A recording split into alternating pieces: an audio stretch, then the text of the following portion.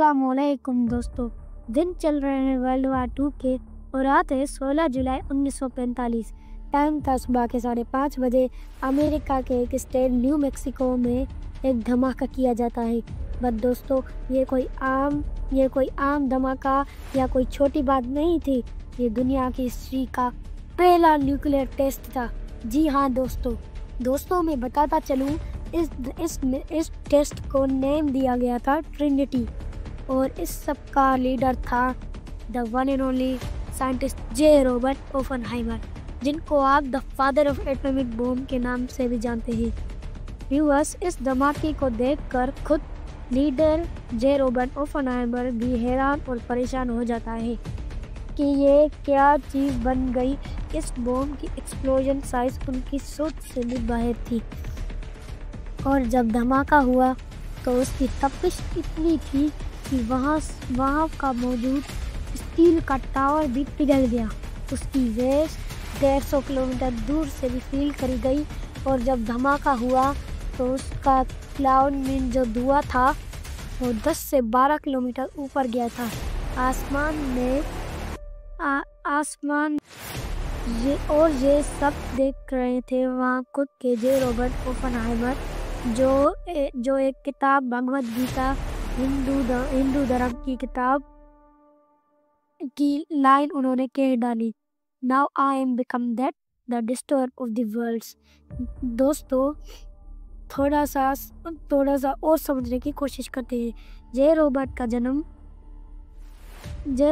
जन्म हुआ था न्यूयॉर्क शहर में जूइश परिवार में और बचपन से इनको इंटेलिजेंट कहा जाता था।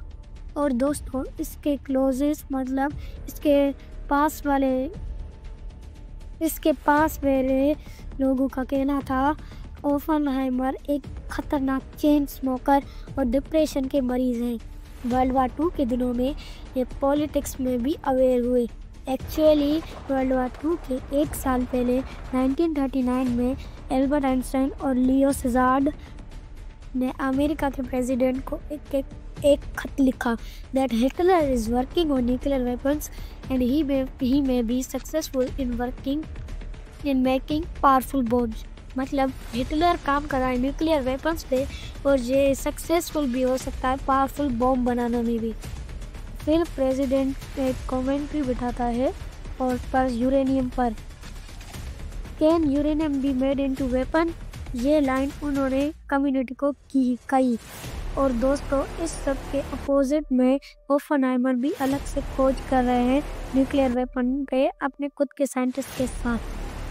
11 अक्टूबर 1941 को ब्रिटिश प्राइम मिनिस्टर और अमेरिका के प्राइम मिनिस्टर मिलकर काम करते हैं और इस बात को 2 महीने भी नहीं गुजरे थे और 7 दिसंबर 1941 को जापान अटैक कर देता है अमेरिका के पर्ल हार्बर बेस पर। उसके बाद यूएसए ऑफिशियली वॉर डिक्लेयर कर देता है जापानीज एम्परर के खिलाफ और उसके साथ ही साथ अमेरिका काम करता रहता है न्यूक्लियर बम पे भी। $2.2 बिलियन खर्च करता है इस प्रोजेक्ट पर और 1942 में कर्नल लिसी ग्रोव्स और को हेड न्यूक्लियर किया जाता है इस प्रोजेक्ट का। और आखिरकार ये डिसीजन लेते हैं कि ओपेनहाइमर को एटॉमिक बॉम्ब का डिज़ाइन का लीडर किया जाए। प्रोजेक्ट पर सीक्रेटली काम किया जाता है और ओक ब्रिज, टेनेसी, द सीक्रेट सिटी में। दोस्तों, और लास्ट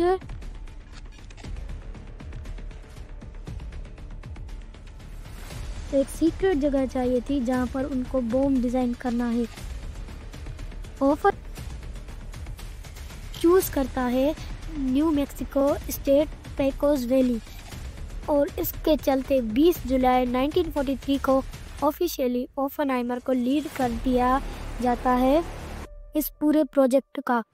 दोस्तों, यहाँ अमेरिका 2 एटॉमिक बॉम्ब बनाता है और उसका नाम था पहले का द फैट मैन और दूसरे का लिटिल बॉय।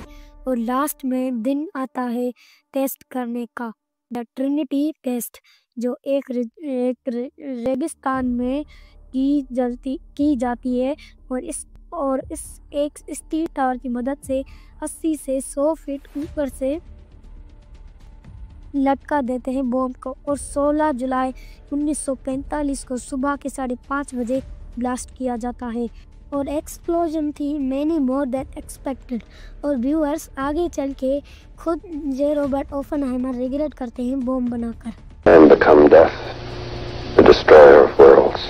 और ये 2 महीने बाद न्यूक्लियर बॉम्ब जापान के शहर हिरोशिमा और नागासाकी पर गिराए जाते हैं। इसकी हम एक प्रॉपर वीडियो बनाएंगे। अगर आपको ये वीडियो अच्छी लगी, like share and subscribe. Till then खुदा हाफिज़।